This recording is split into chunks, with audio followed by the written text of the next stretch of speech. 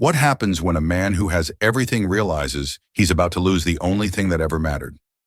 Damian Sterling, a name synonymous with power and wealth, walked into court that morning believing he was closing a chapter. Divorcing his wife was just another line item on his agenda, a calculated severance of a failed merger. He was prepared for legal arguments, for crocodile tears, for a fight over his fortune, but he wasn't prepared for her. And he certainly wasn't prepared for the tiny, blue-eyed secret she held in her arms. A secret that was about to shatter his world and expose a devastating betrayal that went deeper than he could ever imagine. The marble floors of the New York County Courthouse gleamed under the recessed lighting, reflecting the cold, impassive face of Damian Sterling. At 36, he had the kind of severe, chiseled looks that artists tried to capture in stone. Sharp jaw, intense gray eyes, and a mouth that rarely curved into a smile. His suit, a bespoke creation by Tom Ford, was the color of charcoal and probably cost more than the average car. It was armor and he wore it well. To him, this day was an unfortunate necessity, like a hostile takeover that had become messy. His marriage to Isabella Rossi had been, in his estimation, a mistake, a brief, passionate lapse in judgment. He'd been captivated by her fire, her work as an art restorer who saw beauty in broken things, a stark contrast to the polished, pedigreed women of his circle. But passion, he'd learned, was a volatile asset. It didn't hold up on a balance sheet. His lawyer, Arthur Harrington, a man whose face seemed permanently etched with the concerns of the 1%, stood beside him, murmuring final instructions. It should be straightforward, Damian. The prenuptial agreement is ironclad. She gets the settlement we agreed upon, and we all walk away clean. Clean, Damian repeated, the word tasting like ash in his mouth. There was nothing clean about this. He glanced across the grand hall, and then he saw her, Isabella. She wasn't the vibrant woman he had married. The past year of separation had taken its toll. She looked thinner, and there were faint shadows under her warm brown eyes. She wore a simple navy blue dress, a stark contrast to the designer gowns he had once draped her in. Yet there was a new steel in her spine, a quiet resilience that hadn't been there before. Her lawyer, a sharp-looking woman named Sarah Jenkins, stood protectively by her side. For a disorienting second, Damian felt a pang of something he refused to name. He crushed it instantly. This was business. He had been betrayed. His mother, Catherine Sterling, had made sure he saw the truth. Isabella's lavish spending, her unsuitable friends, the whispers of her intentions. He had believed it all because it fit the narrative he understood. Everyone wanted a piece of the Sterling empire. All rise, the bailiff's voice echoed, and they filed into the courtroom. The air was thick with the scent of old wood and stale justice. Damian took his seat at the plaintiff's table, his posture rigid. He refused to look at her again. He focused on the judge, an older man with a weary expression who had likely seen 1,000 stories like theirs. The proceedings began, a drone of legal jargon that was the soundtrack to the dismantling of a life they had once planned together. When the matter of Sterling versus Rossi Sterling, petition for dissolution of marriage, Damian's mind drifted, calculating the cost of the settlement against his quarterly earnings. It was a rounding error. He just wanted it over. Then a slight commotion at the back of the courtroom drew his attention. A side door opened, and Isabella, who had been seated in the gallery, rose and walked towards the counsel's table. But she wasn't alone. In her arms, she held a baby carrier, blankets tucked securely around a small form. A murmur rippled through the room. Arthur Harrington shot Damian a confused, panicked look. "What is this?" he hissed under his breath. Damian couldn't answer. His entire world had tilted on its axis. His gaze was locked on the carrier. Isabella reached the table and, with a steady hand, lifted the baby out. The child was small, wrapped in a soft yellow blanket, with a tuft of dark hair visible. Sarah Jenkins, Isabella's lawyer, addressed the judge. "Your Honor, we apologize for the interruption. My client's childcare arrangements fell through at the last minute. She has no one else." The judge looked annoyed but nodded curtly. "Proceed." Isabella settled into her chair, the baby nestled against her chest. From his angle, Damian could only see the back of the child's head, but it was enough to send a cold dread snaking through his veins. A baby. Where had a baby come from? They had been separated for over a year. He did the math, his mind racing. It was possible. He felt a primal urge to stand up, to shout, but he was frozen in place. The proceedings continued, but the words were a meaningless blur. All he could hear was the frantic pounding of his own heart. Then, as if sensing the tension in the room, the baby stirred. Isabella adjusted him, turning slightly in her seat. For the first time, Damien saw the child's face, and the world stopped. It wasn't just the tuft of dark hair, so like his own. It wasn't the shape of the nose or the curve of the tiny mouth. It was the eyes. The baby blinked open his eyes, and Damien found himself staring into a miniature reflection of himself. They were the unmistakable Sterling eyes, a rare, stormy gray that had been passed down through generations. His father had them. He had them. His breath hitched in his throat. Every calculated thought, every business decision, every ounce of his legendary self-control evaporated. He was no longer a billionaire in a courtroom. He was just a man, staring at a ghost, at a possibility that ripped through the fabric of his reality. The baby. His baby. The judge was speaking to him. Mr. Sterling, the court is asking if you agree to the terms of the settlement as outlined. Damien didn't hear him. He couldn't tear his gaze away from the child. He slowly rose to his feet, his chair scraping loudly against the floor. The entire courtroom fell silent. All eyes were on him. Arthur Harrington grabbed his arm. Damien, sit down. What are you doing? He shook him off. His voice, when it came out, was a raw, strangled whisper that carried through the silent room. Isabella, he said, his voice cracking. Who is that baby? Their beginning felt like a fairy tale, spun from champagne and stolen glances at a Sotheby's auction. Damien was there to acquire a Rothko, another jewel for his corporate collection. Isabella was there consulting on the restoration of a 17th century Baroque painting. He saw her from across the room, her dark hair pulled back in a messy bun, a smudge of what looked like gold leaf on her cheek.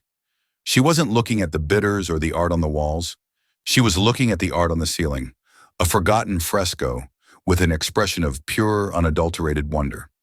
In a world of calculated moves and transactional relationships, her sincerity was a force of nature. He, a man who could buy anything, was utterly captivated by a woman who found value in things no one else noticed. Their courtship was a whirlwind. He flew her to Florence to see the Uffizi Gallery, not on his private jet, but on a commercial flight, sitting beside her in coach because she insisted. She made him dinner in her tiny Brooklyn apartment, a simple pasta dish that tasted better than anything he'd ever eaten at per se. She knew nothing of his net worth, only that he worked in acquisitions, and she didn't seem to care. She was interested in the books he read, the way his eyes lit up when he talked about his late father's love for sailing, the hidden vulnerability he kept locked away behind a fortress of wealth. He fell for her harder and faster than he'd ever fallen for a stock price. He felt seen, not for the sterling name, but for the man he rarely allowed himself to be. He proposed 6 months later on a sailboat in the middle of the Mediterranean, under a sky full of stars. The moment she said yes, he felt an unfamiliar surge of pure, unalloyed happiness. Then he brought her home. The Sterling ancestral mansion in Greenwich, Connecticut, was less a home and more a monument to dynastic power. It was there that Isabella met Catherine Sterling. Catherine was elegance personified, a woman sculpted from ice and old money. From the very first handshake, her smile never quite reached her eyes. Rossi, Catherine had mused, testing the name on her tongue as if it were an unfamiliar wine. Italian. How vibrant. The subtle cuts began almost immediately. Catherine would helpfully point out that Isabella's choice of dress for a charity gala was perhaps too bold. She would reminisce endlessly about Damien's late sister Diana, a paragon of quiet grace, implying Isabella could never measure up. When Isabella redecorated a guest room, filling it with warm colors and personal touches, Catherine remarked that it was charming in a provincial sort of way. Damien, blinded by love and conditioned to see his mother as the infallible matriarch of their family, missed the malice. He saw it as Catherine's way of guiding Isabella, of helping her acclimate to a world that was notoriously unforgiving. "She's just trying to help, Izzy," he'd say, kissing her forehead. "This world is different. She just wants you to be comfortable." But Isabella was never comfortable. She felt like a beautiful bird Damien had placed in a gilded cage, and his mother was the one who kept rattling the bars. The real poison began to seep in after the wedding. Damien was consumed by a massive international merger, working 18-hour days and flying between New York and Tokyo. He grew distant, retreating into the cold, logical world of business, where he felt most in control. He became the man he was in the courtroom: impersonal, detached, and suspicious. Catherine used his absence to her advantage. She began planting seeds of doubt in his mind during their brief phone calls. "I do worry about Isabella, dear," she'd say with a sigh. "She seems a bit lost." The platinum card saw quite a bit of activity at Bergdorf's today. "Of course, she deserves to treat herself, but I just hope she understands the value of things." It was a lie. Isabella had bought a simple gift for her own mother, but Catherine framed it as a profligate shopping spree. Another time it was, a friend of hers called the house today, a man, an old artist friend from her Brooklyn days. They spoke for quite some time. It's wonderful she's keeping her own connections, of course. The friend was a married elderly mentor, but in Catherine's telling, it became a clandestine call from a former lover. Damien, stressed and exhausted, started to believe it.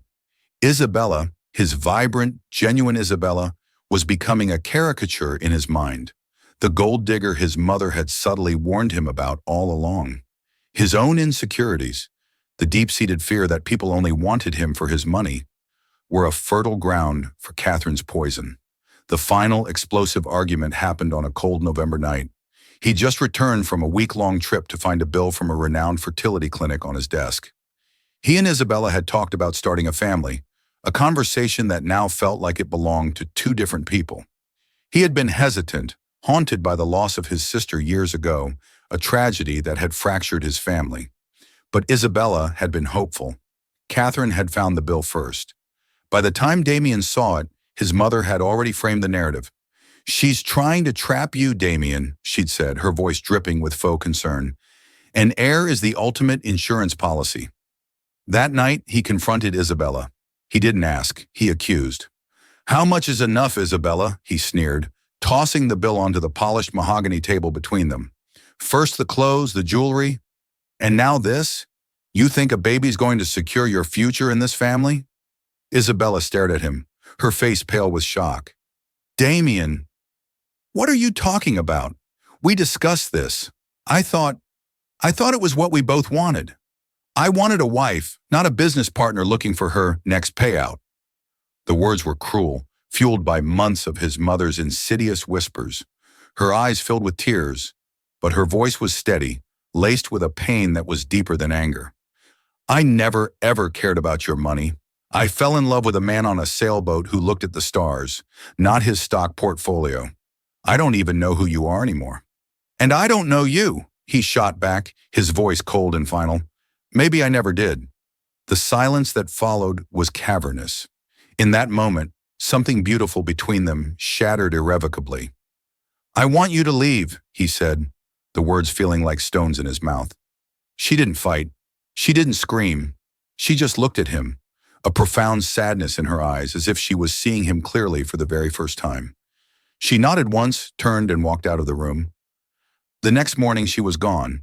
She took nothing but the clothes she had arrived with and a small box of personal mementos. He told himself it was for the best. He told himself it was a clean break. He had no idea that she had left with something else entirely, a tiny secret piece of him, a new life just beginning to grow. The silence of her small, one-bedroom apartment in Queens was a stark contrast to the echoing emptiness of the Greenwich mansion. In the beginning, the quiet was a physical weight, pressing down on Isabella.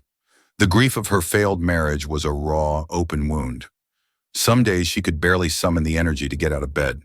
She would sit by the window watching the bustling, anonymous life of the city unfold below, feeling utterly alone.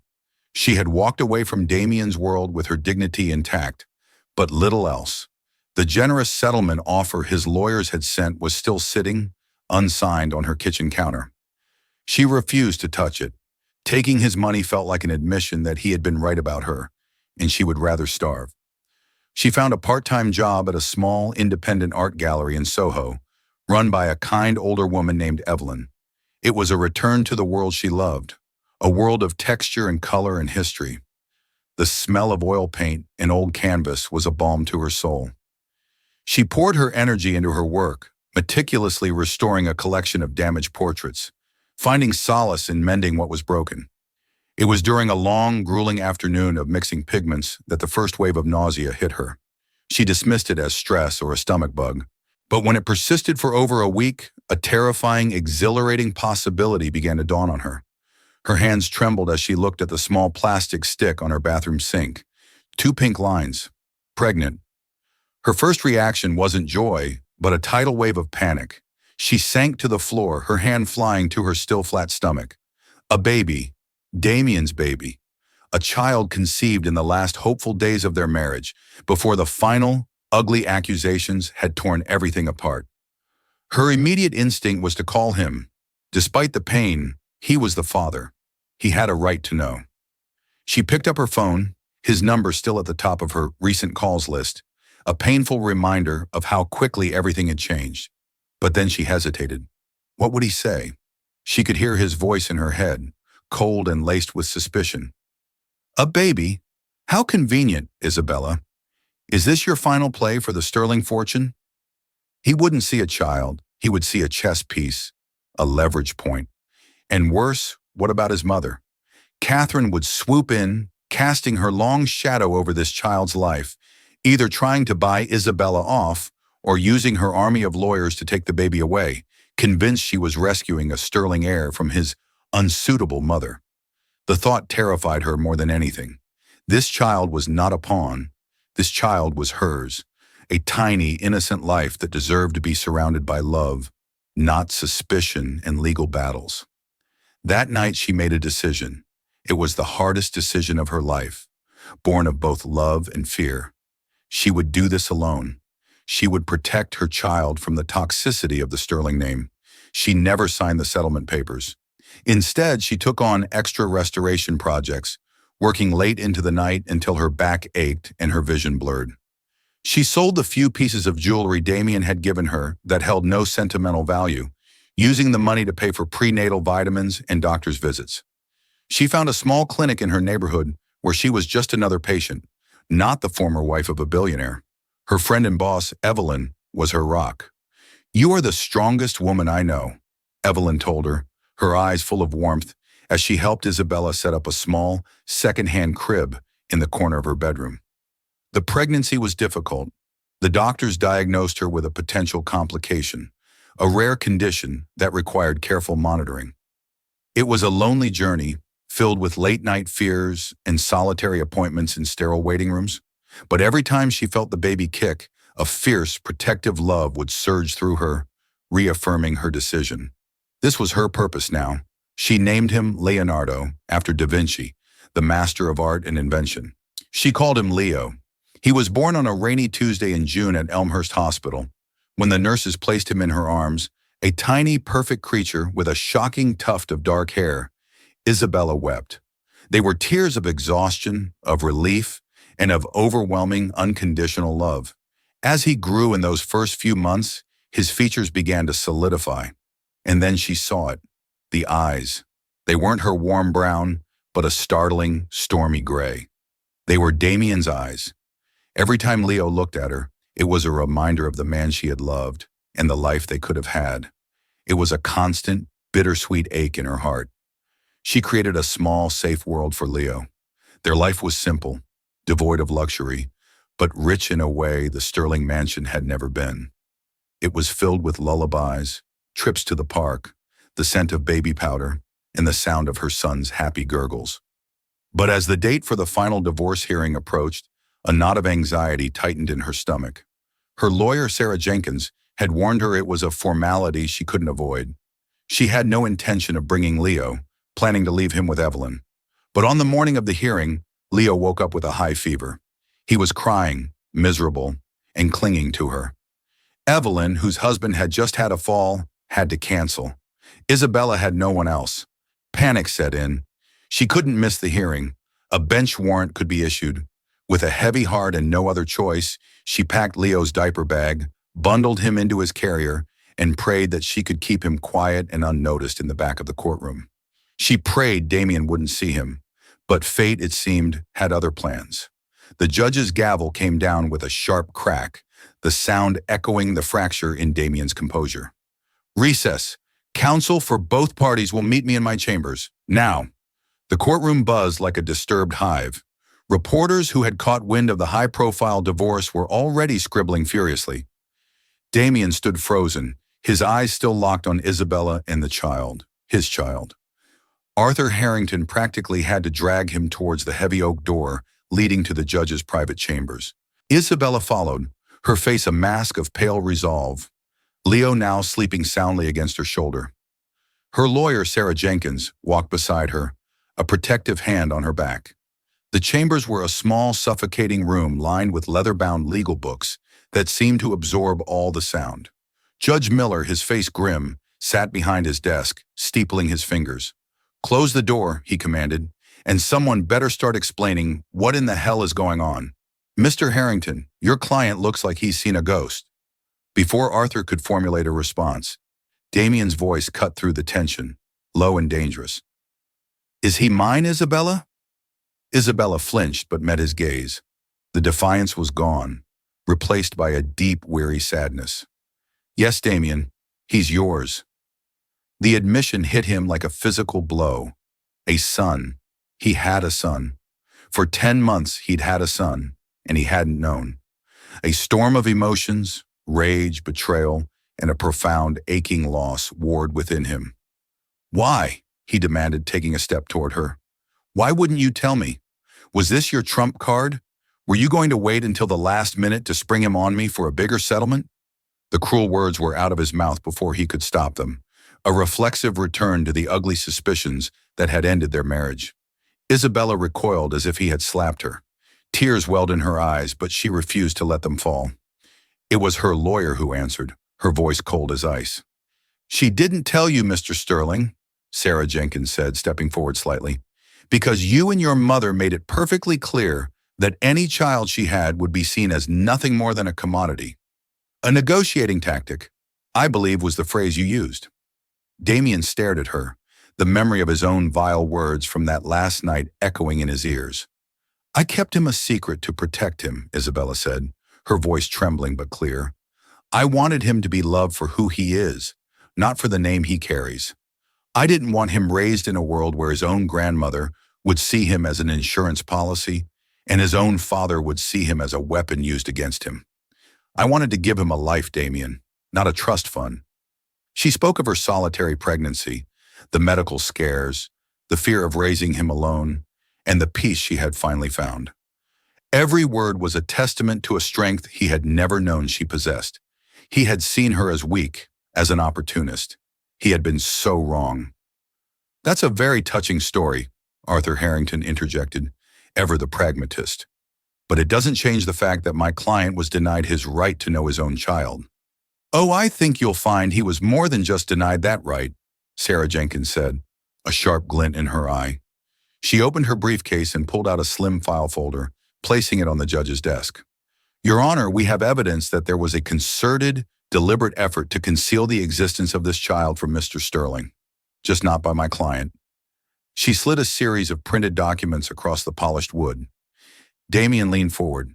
They were emails. The first was from a generic Gmail account to Isabella, dated a month after their separation. "I know about your condition," it read.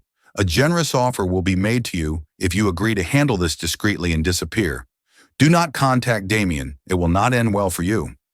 The next was a bank statement showing a wire transfer of $50,000 into Isabella's account, which was then immediately transferred back to the source account. "My client refused the money," Sarah explained. Then came the text messages, screen captured and printed. They were more direct, more threatening.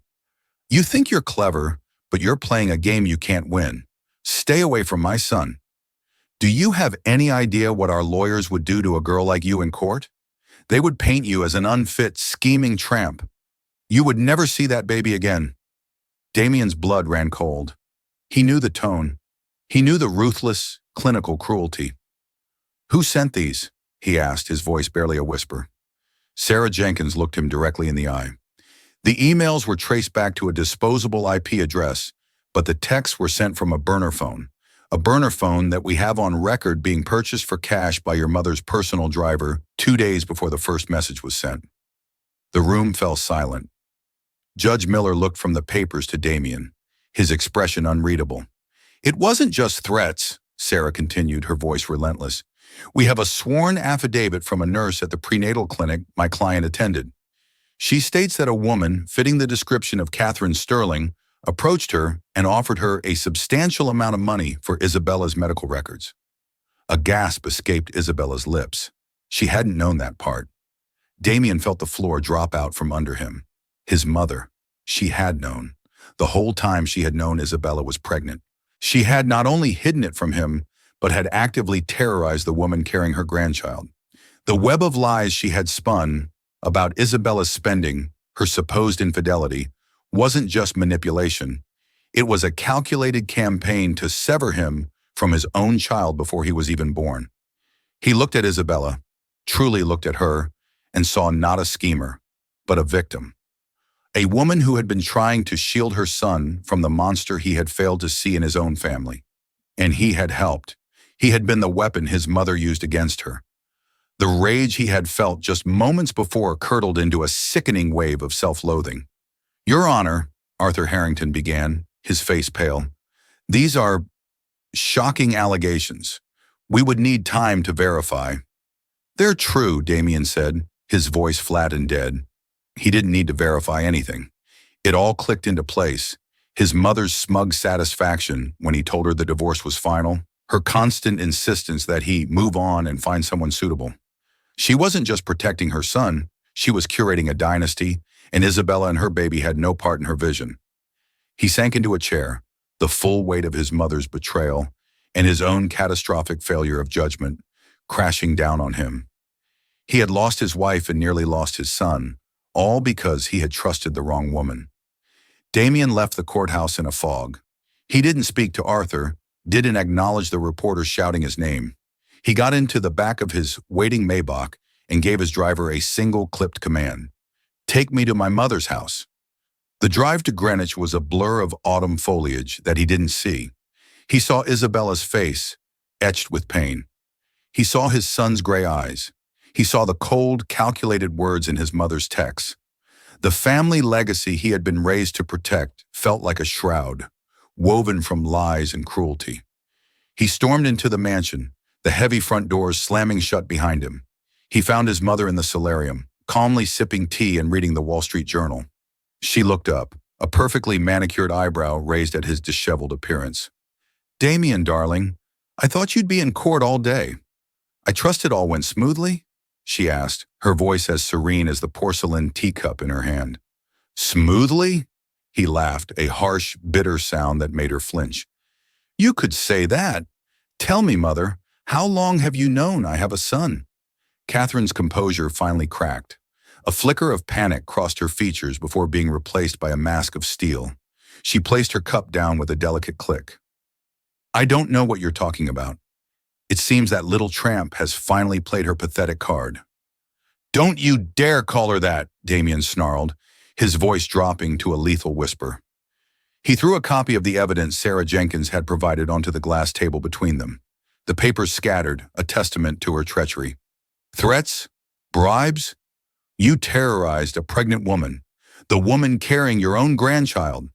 Catherine stared at the papers, her face pale but defiant. "I did what was necessary to protect you, to protect this family. She was a nobody, a common little gold digger who saw you as a winning lottery ticket. A baby would have tethered you to her for life. I saved you from your own mistake." "You didn't save me," he roared, his control finally snapping. "You lied to me. You manipulated me. You turned me against my own wife and hid my son from me. That isn't protection, Mother. That's possession. That's poison." "She was never good enough for you," Catherine insisted, her voice rising, all pretense of calm gone. She didn't understand our world, our responsibilities. Diana would have understood. Diana, leave Diana out of this. Damien cut her off. The mention of his late sister, a knife in his gut. Diana is gone. And because of you, I almost lost the only family I have left. The fight drained out of him, replaced by a cold, devastating clarity. He looked at the woman who had raised him and saw a stranger, a person whose love was so twisted and conditional it had become a destructive force. Just then his phone buzzed. It was his longtime executive assistant and the closest thing he had to a friend, Ben Carter. Damien ignored it, but it buzzed again, insistently. He answered, turning away from his mother. Not now, Ben, he said curtly. Sir, you need to hear this. Ben's voice was urgent. It's about your mother. After you left for the courthouse, something felt wrong. I've been looking into some things. Mrs. Sterling hired a private investigator to follow Isabella after she left you. I managed to get the operative's reports from a contact. Damien's blood froze. What did they say? They confirm everything Isabella's lawyer said, Ben explained. She lived a quiet life, worked at a gallery, never saw anyone. But there's more. Something I think your mother deliberately hid from you. There was a pause. The PI followed Isabella to her doctor's appointments. She was seeing a specialist at Lenox Hill, a maternal fetal medicine expert. According to the investigator's notes, which include medical billing codes he saw in her paperwork, she was being treated for a high-risk pregnancy due to a factor V Leiden mutation. Damien staggered back, grabbing the edge of the table for support. Factor V Leiden, a rare genetic blood clotting disorder. The word struck him like a physical blow. His sister, Diana, had died from a pulmonary embolism at the age of 22. It was only after her death that the family learned she had carried the same rare, hereditary mutation, a mutation that Damien also carried. It was a closely guarded family secret, a source of immense grief and fear.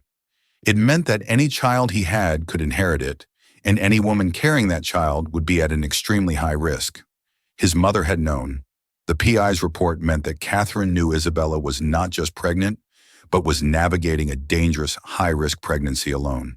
She knew Isabella's life and the life of her grandchild were in jeopardy, and not only did she do nothing to help, she actively added to her stress with threats and intimidation. The cruelty of it was monstrous, beyond anything he could have imagined. He ended the call, his hand trembling. He turned back to his mother, his face a mask of cold fury. Factor V Leiden, he said, the words falling like chips of ice into the silent room. Catherine visibly flinched. The last vestiges of her defiance crumbled, replaced by pure, unadulterated fear. She knew she was caught. You knew, Damien stated, his voice devoid of all emotion. You knew she had a high-risk pregnancy because of a genetic condition she inherited from me, the same condition that killed your daughter. And you left her to fend for herself. You let her risk her life and our son's life, all to protect the family? He let out a hollow laugh. There is no family, not anymore. You destroyed it. He walked toward the door, his steps heavy. Damien, wait, she cried, finally getting to her feet. Where are you going? He stopped, his back to her. I'm going to find my son, and as for you, you will have no part in his life, or in mine. The lawyers you're so fond of using against others, you'll be hearing from them. I'm removing you from the board of the company and cutting you off completely. You are no longer my mother. You are just the woman who tried to destroy my life. He walked out, leaving Catherine Sterling alone in her magnificent sun-filled room, a fallen queen amidst the ruins of her own creation. The address Ben sent him was for a walk-up apartment building in Astoria, Queens. The contrast between the imposing stone facade of his mother's mansion and the humble brick front of this building was a visceral representation of the two worlds that had collided. Damien stood on the sidewalk for a long time, the engine of his Maybach silent behind him. He had dismissed his driver, needing to make this journey alone. He wore the same expensive suit from the courthouse, but it now felt like a costume, alien and absurd. He was an intruder here, a man from another planet. What was he even going to say? Sorry I let my mother terrorize you and accused you of being a gold digger while you were secretly carrying my son through a high-risk pregnancy? The words were inadequate, Obscene. Finally, he forced himself to move. He walked up the 3 flights of stairs, his heart pounding a nervous rhythm against his ribs. The hallway smelled of garlic and lemon-scented cleaner. He found apartment 3B and hesitated, his hand hovering over the door. He could hear the faint sound of a lullaby being hummed inside. He knocked softly. The humming stopped. A few seconds later, the door opened a crack, held by a chain lock. Isabella's wary brown eyes peered out at him. She looked exhausted, her face pale, but her arms were protectively wrapped around Leo, who was nestled against her chest in a baby carrier. "Damien," she whispered, her voice laced with apprehension. "What are you doing here?" Can I come in?" he asked, his own voice sounding foreign to him. "Please, Isabella, just for a minute." She hesitated for a long moment, then slowly closed the door, slid the chain off, and opened it fully. She didn't invite him in so much as retreat, leaving him to step inside and close the door behind him. The apartment was small but clean and bright. The afternoon light streamed through the single large window, illuminating dust motes dancing in the air. The living room was also a nursery. The second-hand crib he'd heard about was in the corner, a handmade mobile of felt stars and moons hanging above it. There were framed photos on the wall, ultrasound pictures, a photo of a newborn Leo's tiny hand gripping Isabella's finger. It was a shrine to a life he had been completely absent from. A life built not with sterling money but with pure, unadulterated love. "I am so sorry, Isabella," he began, the words feeling small and hollow in the quiet room. "There are no words. Nothing I can say will ever be enough to excuse what I did, what I allowed to happen." She watched him, her expression unreadable, rocking Leo gently. "I believed her," he continued, the confession tearing at his insides. "My mother. I let her poison my mind against you. I was a fool, a blind, arrogant fool. I saw everything through the lens of money and power, and I couldn't see the truth right in front of me. I couldn't see you." He took a hesitant step closer. "And the pregnancy, what Ben told me about the risk. Izzy, if anything had happened to you..." He couldn't finish the sentence. The thought was a black hole that threatened to swallow him whole. Tears streamed down his face then, hot and shameful. The unflappable Damien Sterling, the titan of industry, was weeping in a tiny Queen's apartment. He wasn't performing. He wasn't negotiating. He was simply broken.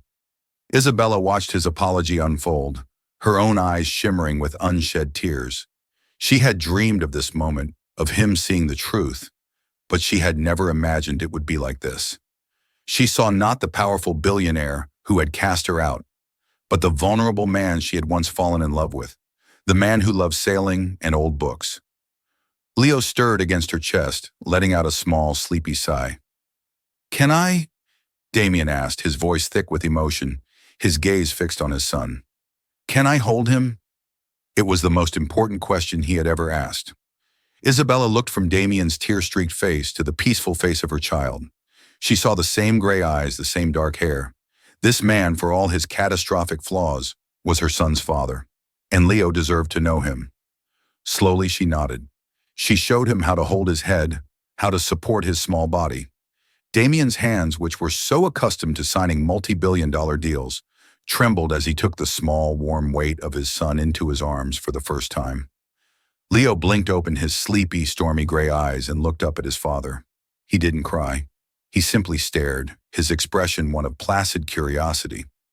Damien looked down at the tiny, perfect face, at the miniature version of his own features, and a love so fierce and absolute it stole his breath crashed over him. This was his son, his and Isabella's. A miracle he had almost thrown away. He sank onto the edge of her small sofa, cradling Leo against his chest, his shoulders shaking with silent sobs. He wasn't crying for the lost time, or for his mother's betrayal, or for his own stupidity. He was crying with the sheer, overwhelming relief of a man who had been given a second chance he in no way deserved. Isabella sat down beside him, not touching him, but her presence was a quiet anchor in his storm. In that moment, in the silence of the sun-drenched room, a new fragile chapter began. It wasn't about forgiveness, not yet.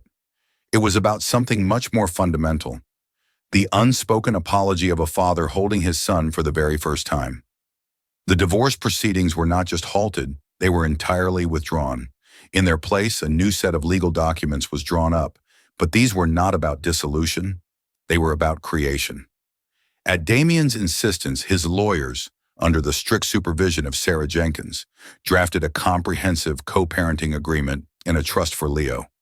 It wasn't the hush money settlement Isabella had rejected, it was a plan for a future. Damien bought the entire apartment building in Astoria, not as a grand gesture of wealth, but as a practical one. He transferred ownership of the deed to Isabella, ensuring she and Leo would always have a stable, secure home that was truly theirs, free from any connection to the Sterling name. He kept a small, unassuming unit for himself on the ground floor, a place where he could be a father without the trapping of his other life. True to his word, he systematically dismantled his mother's influence. He called an emergency board meeting for Sterling Industries. With his controlling shares, he swiftly and unanimously voted Catherine off the board she had occupied for 40 years. He froze her access to the family accounts and changed the locks on the Greenwich mansion. The news sent shockwaves through the high society circles they inhabited. Catherine Sterling, the untouchable queen, had been dethroned by her own son. She was left with a modest trust from her own parents, but her power, her identity, was gone. She had become, in the end, a nobody. But Damien's biggest transformation was internal. The man who lived and breathed for the deal, the acquisition, the win, began to cede control. He promoted his most trusted deputies, delegated responsibilities he had once hoarded, and began leaving the office at 5 o'clock. His calendar, once packed with board meetings and international flights, now had new, non-negotiable appointments. Leo's checkup, tummy time, park with Izzy. The first few weeks were awkward. He and Isabella navigated a fragile truce, their interactions polite and focused solely on Leo. He would come over to her apartment, and she would show him how to change a diaper, how to warm a bottle, how to distinguish a hungry cry from a tired one. He was a clumsy but eager student. He learned the words to Twinkle, Twinkle, Little Star, and discovered the exact spot on Leo's back that, when patted, would produce a contented gurgle. One afternoon, while Isabella was sketching in a notepad, Damien was on the floor making a silly face at Leo, who responded with his first real laugh. A sudden, delightful burst of pure joy. Damien froze, his eyes wide with wonder. He looked over at Isabella, a genuine, unforced smile spreading across his face. She looked back, and for the first time since that terrible night, she smiled too. It was a small thing, a fleeting moment, but it felt like the first ray of sun after a long, brutal winter. He started courting her again, but not with grand gestures. There were no private jets or diamond necklaces. Instead, he showed up one morning with coffee from her favorite little shop in Brooklyn. He learned how to cook the simple pasta dish she had once made for him, filling her small apartment with the aroma of garlic and basil. He would sit with her in the evenings after Leo was asleep, and they would talk, really talk. He told her about his sister, about the guilt and grief he had carried for years, and how that loss had made him afraid to love, afraid to build a family. She told him about her lonely nights, her fears for their son, and the quiet strength she had found in motherhood. They were not fixing what was broken. They were building something new on a foundation of honesty and painful truth. The gilded cage was gone, replaced by the simple, sturdy walls of a small queen's apartment. Months later, on a warm spring day, they were at the park. Damien was pushing Leo on a baby swing, his deep laughter mingling with his son's happy squeals. Isabella sat on a nearby bench, watching them. The man before her was not the cold, suspicious billionaire she had left, nor the broken man who had shown up at her door. He was someone new, a father, a partner. He was the man she had first fallen in love with, tempered and changed by his mistakes. He caught her eye and beckoned her over. She walked to the swing set, and he wrapped a casual, comfortable arm around her shoulders, pulling her close. They stood there together, a family of 3, watching their son swing back and forth, his little legs kicking with delight. "He looks happy," Damien said quietly, his voice full of a contentment she had never heard before. Isabella leaned her head against his shoulder. "We all are," she replied. The past was not forgotten, but its wounds were finally starting to heal. The future was unwritten, but for the first time in a very long time, it looked bright. Thank you for joining us on this emotional journey of betrayal, loss, and the incredible power of a second chance. Damien and Isabella's story reminds us that true wealth isn't measured in stock portfolios or mansions, but in honesty, trust, and the unbreakable bond of family. It shows that even the most devastating mistakes can be overcome when we have the courage to face the truth, apologize for our wrongs, and fight for what truly matters. We saw a man who had everything realize the only thing he ever truly needed was the family he almost destroyed. If this story of redemption and a father's love moved you, please show your support by hitting that like button. What did you think of Damien's transformation? Let us know in the comments below. Don't forget to share this video with someone who loves a powerful story of real-life drama in heart. And most importantly, subscribe to our channel and turn on notifications so you never miss another incredible tale. Thanks for listening.